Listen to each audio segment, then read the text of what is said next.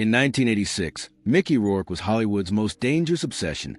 A man paid millions of dollars per film, crowned the ultimate sex symbol after 9.5 weeks. But just 5 years later, he walked away from tens of millions in contracts, stepped into real boxing rings, broke his nose repeatedly, shattered his facial bones, and underwent over 6 surgeries that permanently changed his face. Hollywood didn't destroy him. He chose to destroy himself first. What made Mickey Rourke different wasn't the fall.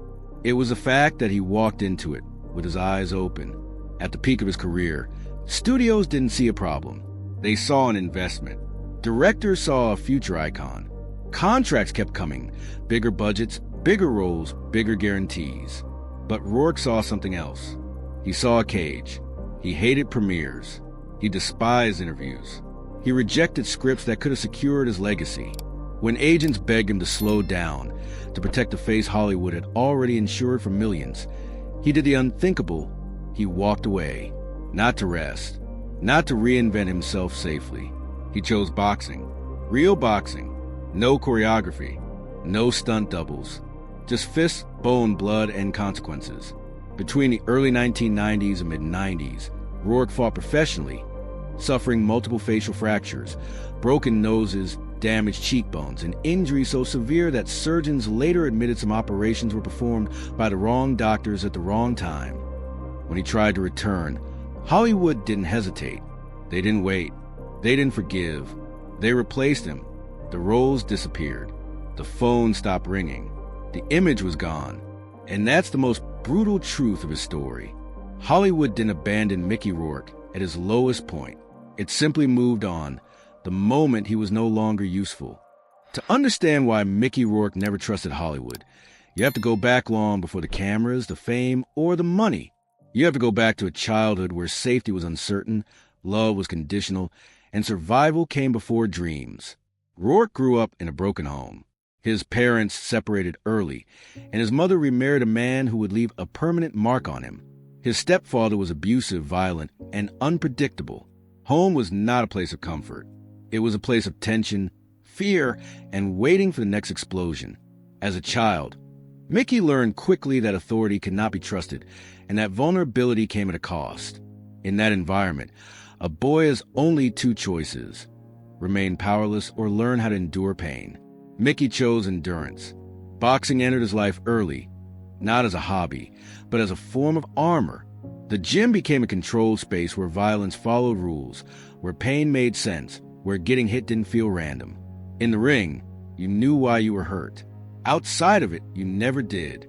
Boxing gave him structure, discipline, and most importantly, a way to release anger that had nowhere else to go. That mindset never left him. Psychologically, Rourke grew up hyper-independent. He didn't learn how to rely on people. He learned how to rely on himself. Trust was dangerous. Dependence was weakness. And approval, in his experience, was temporary. Adults had failed him. Promises had been broken. Stability had proven to be an illusion. What formed instead was a dangerous internal equation. Self-worth became tied to toughness. The ability to endure pain became proof of value. Showing emotion became a liability. Control became everything. This is a foundation that shaped the man Hollywood would later misunderstand. When Mickey eventually found acting, it wasn't because he wanted attention. It was because acting offered something boxing never could: expression without explanation, on stage and on screen. He could channel rage, fear, confusion, and longing without having to justify them. Acting allowed him to expose what he had spent his life suppressing, while still maintaining control. But even then, the damage was already wired in. Praise made him uncomfortable. Success felt suspicious. Being admired triggered the same instinct as being threatened. Because in his world, anything given could be taken away. And when you grow up believing abandonment is inevitable, you learn a brutal coping mechanism: leave first. This is where self-sabotage enters the story. Rourke developed a pattern that trauma psychologists recognized instantly. If he destroyed something himself, it couldn't be used against him. If he walked away, he couldn't be rejected. If he burned the bridge, no one could push him off it. What looked like arrogance from the outside was actually fear wearing armor, Another key psychological scar formed early: resistance to authority. Directors, producers, studios, all of them unconsciously reminded him of figures he had learned to fight, not follow. Rules felt suffocating. Instructions felt invasive. Even guidance felt like control. This explains why, later in life, Rourke would clash with systems rather than adapt to them, not because he lacked intelligence, but because obedience felt like erasure. By the time he reached adulthood, Mickey Rourke had internalized one core belief that would guide every major decision he made, for better or worse. Never let anyone tell you who you are. That belief saved him as a child. It kept him alive emotionally. It gave him strength when he had none. It pushed him to stand out when blending in felt like death. But Hollywood is not built for men who refuse to be shaped. The same instinct that protected him from abuse would later isolate him from opportunity.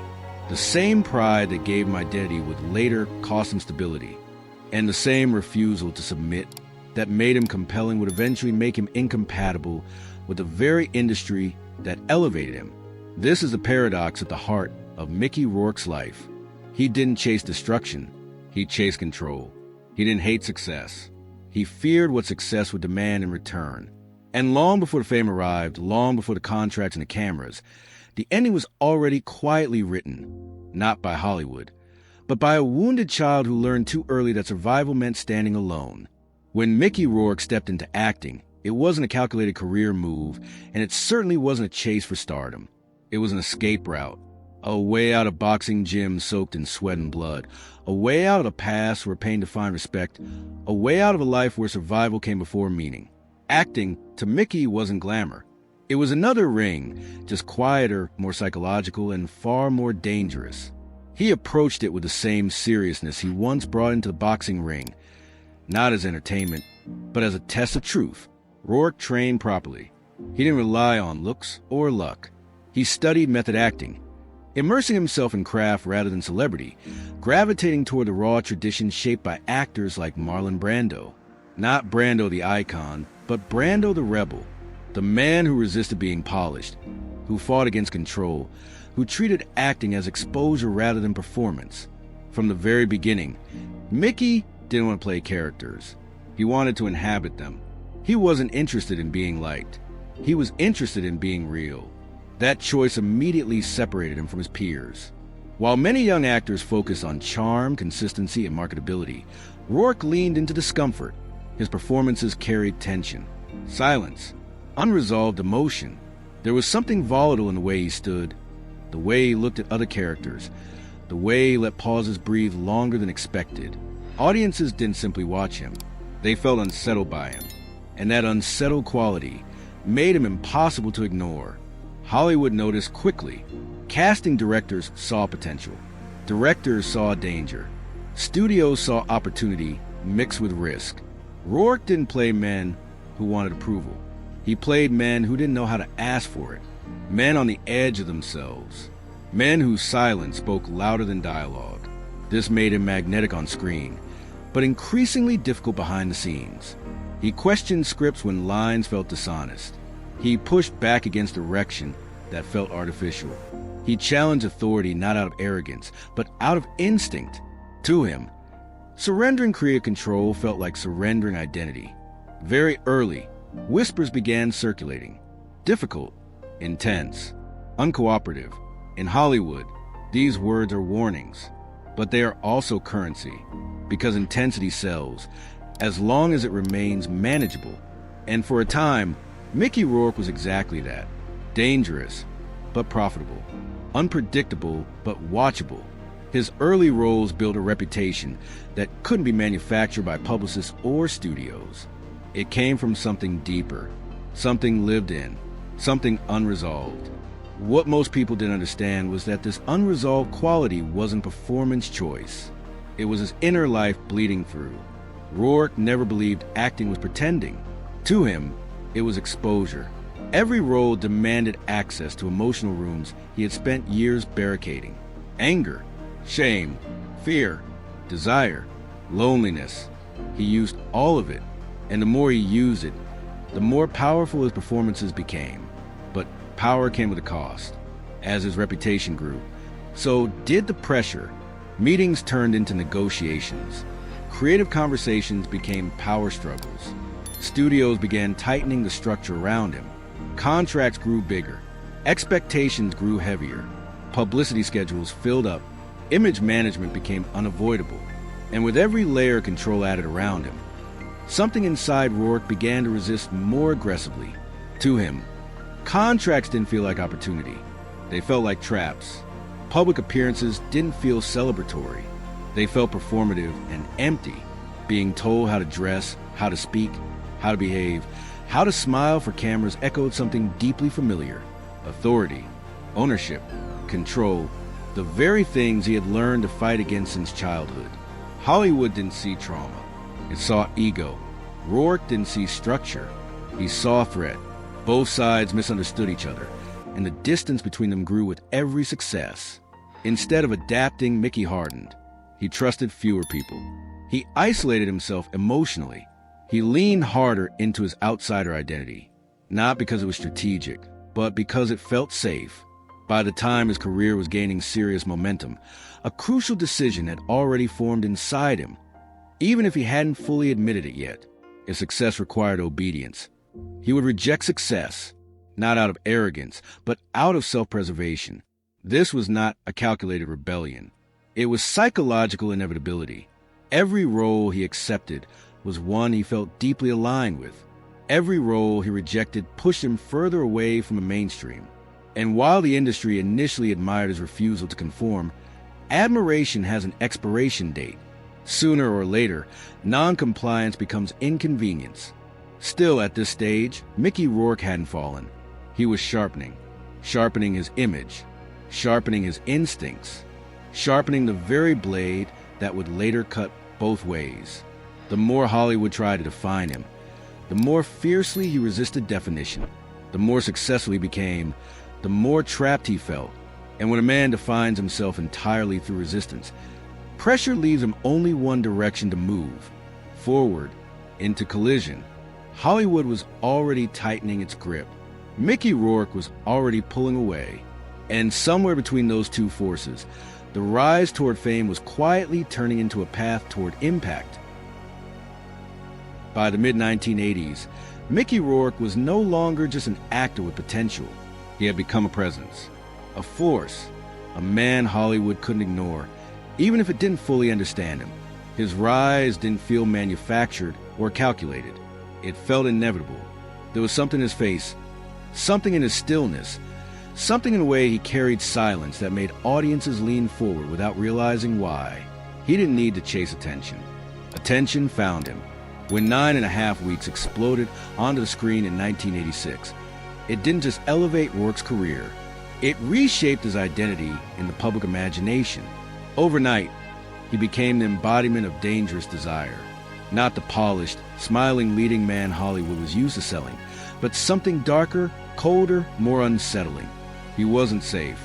He wasn't gentle. And that was exactly why people couldn't look away. The film turned him into an international sex symbol, but not the kind that fit neatly into magazine covers and talk show couches. He was erotic in a way that felt confrontational, not inviting. Hollywood rewarded him accordingly. Offers poured in, bigger budgets, higher paychecks, more visibility.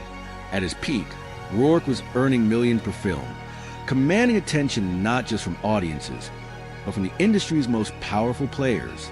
Critics began drawing comparisons that carried real weight.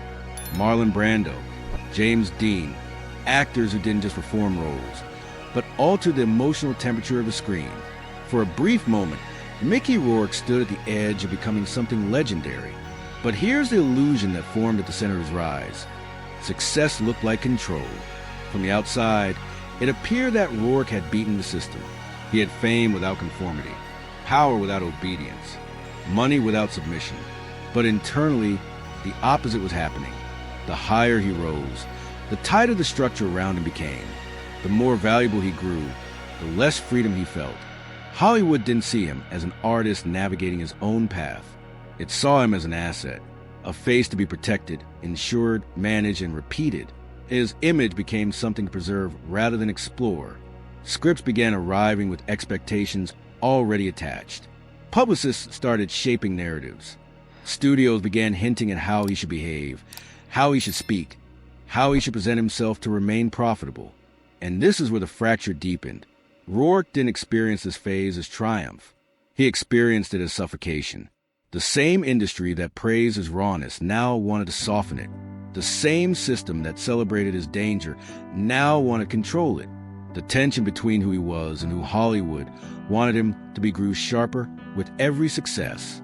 And instead of adapting, Rourke pushed back harder. He questioned everything: roles, scripts, marketing decisions. He rejected projects that could have solidified his place at the top because they felt dishonest. He clashed with directors when performances felt compromised. He resisted publicity because it felt hollow to him. The more the industry tried to define him, the more he felt his identity slipping away. This resistance didn't go unnoticed. Executives began labeling him unpredictable, difficult, risky. The same traits that had once made him exciting were slowly reframed as liabilities. But during this phase, his star power was still strong enough to protect him. For a while, Hollywood tolerated the friction because the return on investment was undeniable. Yet beneath the surface, something dangerous was forming. Rourke began to confuse opposition with authenticity. The more he resisted, the more real he felt. And the more successful he became, the more he believed that refusing to cooperate was proof of integrity. Control, to him, didn't mean shaping his career strategically. It meant refusing to be shaped at all. This mindset gave him a sense of power, but it was a fragile one, because it relied entirely on defiance. And defiance, when it becomes identity, leaves no room for balance. Another illusion took hold during this period: the belief that success was permanent, that his talent alone would always bring him back, that walking away would never truly cost him anything. After all, he had survived worse. He had endured pain, violence, and abandonment long before Hollywood ever entered his life. Why would this be different? But Hollywood doesn't operate on loyalty. It operates on momentum. As Rourke stood at his peak, admired, desired, and feared in equal measure, the warning signs were already there. Relationships were strained. Bridges were weakened. Patience around him was thinning. The industry was beginning to prepare for a future without him, even as it continued to profit from his presence. And Mickey Rourke, standing at the height of his power, misunderstood the moment completely. He believed he was winning by refusing to play along. He believed walking his own path made him untouchable. He believed that control meant never bending. What he didn't see was that the ground beneath him was shifting. Because fame doesn't fall all at once. It erodes quietly. Opportunity doesn't disappear overnight. It stops calling back. And when resistance becomes identity, the fall doesn't feel like failure at first. It feels like freedom. This was the peak, the brightest moment, the point where everything still seemed possible. And it was also the last moment before the turn. The most dangerous moment in Mickey Rourke's life did not come when he was broke, forgotten, or broken. It came when he still had everything: fame, power, money, leverage. Because that was the moment his ego stopped being armor and became a weapon pointed inward. From the outside, it looked like confidence. From inside, it was defiance fueled by unresolved fear. Rourke didn't feel like he was standing on top of Hollywood. He felt like Hollywood was closing in on him. As the industry tried to secure him, ensure him, shape him, something inside Mickey began to panic. Every contract felt heavier than the last. Every expectation felt more invasive. He wasn't afraid of failing. He was afraid of being owned. The more successful he became, the more he felt his identity shrinking. And instead of slowing down, instead of finding balance, he chose the only response that had ever made him feel powerful. He chose confrontation.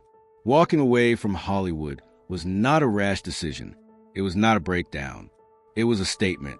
Mickey Rourke believed that leaving first meant winning, that rejecting the system before it could reject him was an act of control. In his mind, boxing wasn't a detour. It was a return to something purer, something honest, something that didn't lie to him. Boxing didn't pretend to love you. It didn't flatter you. It didn't manipulate you with promises. It hurt you openly, and that honesty felt safer than Hollywood smiles. Rourke stepped into professional boxing rings in the early 1990s, not as a publicity stunt, but as a serious competitor. Real opponents, real punches, real consequences. No choreography, no second takes, no image management. In the ring, there were no expectations about how he should look or behave. There was only survival, and survival had always been his language. But what looked like courage was also escape. Boxing gave his ego something Hollywood could no longer provide. Proof of toughness, proof that he was still dangerous, proof that he couldn't be controlled. Every punch absorbed felt like validation. Every bruise felt earned. Every hit confirmed a belief he had carried since childhood. Pain equals truth. The problem was, boxing doesn't care who you used to be. It doesn't care about talent. It doesn't care about legacy. It doesn't care about your face. And Mickey Rourke's face had become his currency. As fight after fight took its toll, the damage accumulated quietly at first. Broken noses, crushed cheekbones, facial fractures, injuries that would have ended the boxing career of someone with nothing to lose, let alone a Hollywood star whose appearance was central to his livelihood. But stopping would have meant admitting something Mickey wasn't ready to face, that he had walked away from the one world where his sensitivity actually mattered. Inside the ring, Rourke felt alive. Outside of it, the silence grew louder. Hollywood kept moving. New faces emerged. New icons replaced old ones. Calls stopped coming. Meetings disappeared. The industry didn't argue with his decision. It simply accepted it and moved on. This was the first true fracture, because for the first time in his life, Mickey Rourke's defiance didn't provoke pursuit. It provoked indifference. And indifference is far more destructive than rejection. As injuries piled up, he turned to surgery, not out of vanity, but necessity. But necessity became desperation. Multiple operations followed, some performed by doctors who were later admitted to be unqualified for complexity of the damage. The results were irreversible. His face, once described as dangerous and beautiful, began to change in ways no one could undo. This was not cosmetic reinvention. This was damage control that failed. When Rourke finally looked at himself and realized a man Hollywood once saw no longer existed, something inside him collapsed quietly. The ego that had protected him for decades had led him into a place it could no longer defend. And yet, even then, he didn't regret leaving, because regret would have meant admitting that resistance had a cost. And Mickey Rourke had never been taught how to mourn loss without turning it into anger. This was only the beginning of the descent. The physical damage was visible. The psychological damage was just starting to surface. When Mickey Rourke tried to come back, he didn't return to applause. He returned to silence. Hollywood did not greet him with outrage or judgment. It did something far worse. It barely noticed. The industry had already adjusted. The machine had replaced him without ceremony. Younger faces, safer faces, easier personalities had filled the space he once occupied. Fame, he discovered, does not wait. It moves forward without looking back. The calls didn't come. The meetings never happened. Scripts that once would have been written with him in mind now bypass him entirely. And for the first time, Mickey Rourke was forced to confront a question he had avoided his entire life. If he was no longer the dangerous leading man, if the face was gone, if the leverage had disappeared, then who was he supposed to be? This was the moment where the collapse turned inward. Rourke had always defined himself through resistance, through toughness, through the ability to walk away before anyone else could decide his value. But now there was nothing left to walk away from. The system he had rejected had already moved on, and his defiance no longer felt powerful. It felt irrelevant. The ego that once protected him began to suffocate him. Depression set in quietly, not the dramatic kind, the empty kind. Days blurred together. Motivation disappeared. Alcohol became an anesthetic rather than indulgence. It wasn't about partying or excess. It was about silence, about numbing the awareness that the identity he had built no longer functioned in the world he lived in. The mirror became an enemy. Rourke has spoken openly about how difficult it was to recognize himself, not just physically, but psychologically. The man staring back at him didn't resemble the image the world once celebrated. and it didn't match the internal narrative he had lived by for decades. For someone whose sense of self was deeply tied to physical presence, this was devastating. The loss wasn't just professional, it was existential. This is where self-loathing replaced defiance. He blamed himself, then blamed the industry, then blamed himself again. The anger had nowhere to go. There was no opponent, no ring, no enemy to punch. And without conflict to define him, Mickey Rourke fell hollow. He had built his entire identity around opposition, and now there was nothing left to oppose. The irony was brutal. He had walked away from Hollywood to preserve authenticity, yet now felt more invisible than ever. He had chosen pain over compromise, only to discover that pain does not guarantee meaning. Endurance does not automatically produce purpose, and control, when taken to extremes, can leave a man completely alone. Financial instability followed. Roles that came were small, often humiliating compared to what he once commanded. He took parts not because they inspired him, but because he needed to survive. Pride, once his defining trait, became a burden he could no longer afford. This transition broke something fundamental inside him. The fall from choice to necessity is one of the most psychologically violent experiences a person can endure. And still, the ego resisted surrender. Rourke oscillated between self-pity and self-punishment. At times, he disappeared entirely. At other times, he lashed out, reinforcing the industry perception that he was unstable, difficult, unreliable. Each reaction pushed opportunity further away. Each attempt to reclaim control tightened the isolation. This was a true bottom, not the loss of money, not the loss of fame, but the loss of narrative. For the first time, Mickey Rourke didn't know how to explain his own life to himself. The story that carried him through childhood, boxing, and stardom no longer made sense. Resistance no longer worked. Toughness no longer solved anything. And pain, which once gave him clarity, now only echoed back emptiness. Yet buried inside this collapse was something new, something unfamiliar, something terrifying. Acceptance. Slowly, reluctantly, Rourke began to realize that survival no longer meant fighting. It meant facing what he had lost without turning it into rage. It meant acknowledging that the same instincts that saved him had also destroyed him, and that without learning a new way to exist, he would disappear entirely. This realization did not bring relief. It brought grief. The grief of understanding that you cannot undo the past, that you cannot reclaim the version of yourself the world once loved, and that identity built solely on defiance eventually collapses under its own weight. This was the psychological rock bottom, the moment where ego could no longer protect him, the moment where pain stopped feeling meaningful.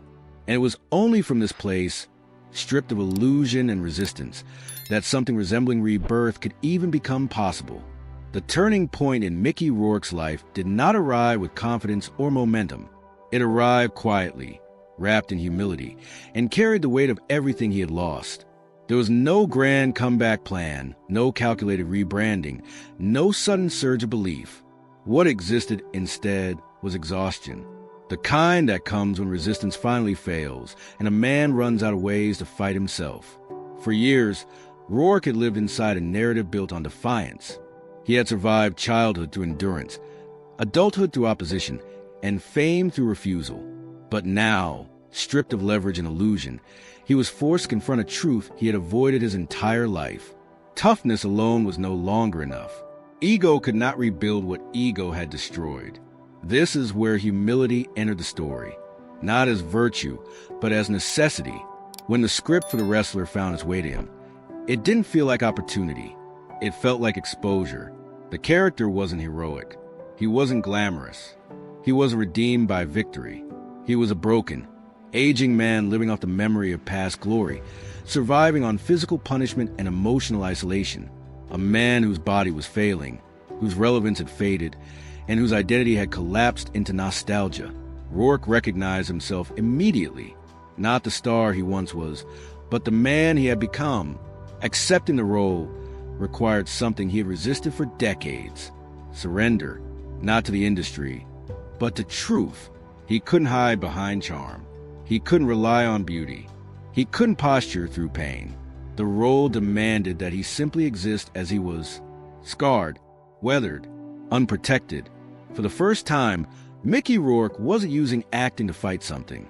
He was using it to confess. The performance was devastating because it wasn't constructed. It was lived. Every pause carried weight. Every movement felt heavy. Every line sounded like it had been pulled from memory rather than imagination. Audiences didn't see a character on screen. They saw a man standing in front of his own wreckage, asking a question he didn't know how to answer. What do you do when the world no longer needs the person you used to be? The response was immediate and overwhelming.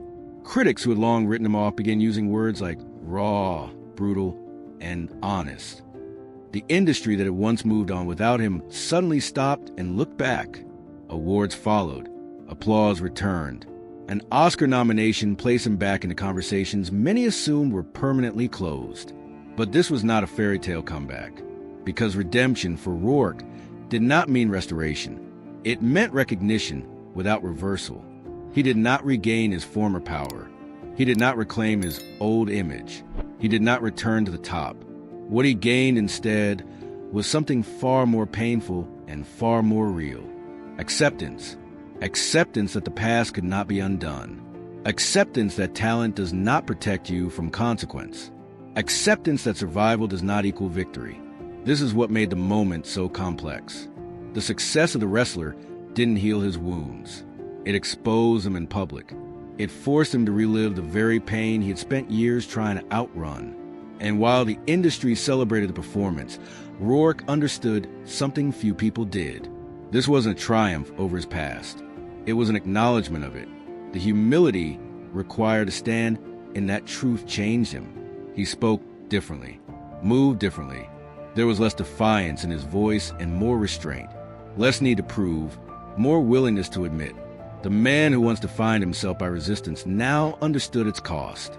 He had learned, too late but not entirely in vain, that freedom without self-awareness leads to isolation. Yet even in this turning point, redemption remained incomplete. Opportunities did return, but cautiously. Roles followed, but rarely carried the same depth. Hollywood welcomed him back, but with conditions. The system forgives slowly, and it never forgets. Rourke was no longer seen as a future icon. He was seen as a lesson, a reminder of what happens when talent and ego collide without balance. And strangely, he accepted that role too, because by this stage in his life, Mickey Rourke no longer needed to be the man he once was. He no longer needed to dominate, provoke, or defy. What mattered now was honesty. And honesty, he had learned, is far more demanding than rebellion. The redemption, if it can be called that, was painful precisely because it was incomplete. It didn't restore what was lost. It reframed it. It turned his failures into meaning, not by erasing them, but by allowing them to exist without defense. For the first time, Mickey Rourke wasn't fighting Hollywood. He wasn't fighting his past. He wasn't fighting himself. He was standing still. And for a man who had spent his entire life surviving through motion, through resistance, through impact, that stillness was the hardest thing he had ever endured. But it was also the moment where collapse finally gave. After the wrestler, Mickey Rourke did not step into a second golden age. There was no sustained victory lap, no full restoration status, no illusion that the past could be rewritten. What followed was something quieter, heavier, and far more honest. Life after fame, for Rourke, became an exercise in living with consequence rather than chasing redemption. Hollywood welcomed him back cautiously. Roles appeared again, but they were selective, conditional, and rarely central. He was no longer the man studios built films around. He was a presence used sparingly, a reminder of intensity rather than its embodiment. And this time, Rourke didn't fight that reality. He understood it. The system hadn't changed. He had. Aging came without disguise. His body carried decades of damage. His face told a story no makeup could soften. But for the first time, he stopped trying to correct it. There was no longer a need to reclaim what had been lost. The desire to dominate, to prove, to resist at all costs had finally burned itself out. What remained was reflection. Rourke began speaking more openly about regret, not in dramatic confessions, but in measured acknowledgement. He admitted mistakes. He admitted pride. He admitted that some bridges were burned not by the industry, but by his own hands. These admissions weren't apologies aimed at restoring favor. They were acceptance. And acceptance, for a man who had built his identity on defiance, was a final transformation. Life slowed down. The noise faded. Fame no longer defined his days. Animals, especially dogs, became a quiet source of grounding and companionship, perhaps because they offered loyalty without expectation, presence without judgment. In a world that had once felt predatory, simplicity became safety. What Rourke carried now wasn't ambition. It was memory. He remembered the boy who learned to endure pain because he had no other choice. He remembered the young actor who refused to be shaped because control felt like survival. He remembered the star who mistook resistance for freedom, and the man who paid for that confusion with isolation. And finally, he remembered the performer who stood on screen, stripped of illusion, and told the truth without armor. This is where legacy begins to take shape. Mickey Rourke's legacy is not clean. It is not aspirational in the traditional sense. It is not a story of flawless discipline or strategic success. It is a warning and a mirror. A warning about ego when it goes unchecked. A mirror for anyone who believes talent alone is enough to outrun consequence. He is remembered not for consistency, but for intensity, not for longevity, but for impact, not for obedience, but for honesty, even when that honesty was destructive. His career shows what happens when authenticity is pursued without balance, when survival instincts are mistaken for identity, when pain becomes proof of truth. And yet, there is something quietly admirable in the way his story ends. Not with victory, not with restoration, but with awareness. Rourke did not conquer Hollywood. Hollywood did not destroy him. What happened instead was far more human. A man learned, painfully and too late, that freedom without self-knowledge leads isolation, and that control, when driven by fear, eventually collapses inward. Today, Mickey Rourke exists outside the myth he once represented. He is no longer the dangerous sex symbol, no longer the rebel icon, no longer the cautionary headline. He is a survivor of his own extremes. And that survival, stripped of glamour and illusion, may be the most honest role he has ever played. The story of Mickey Rourke was never about fame, and it was never really about failure either. It was about cost.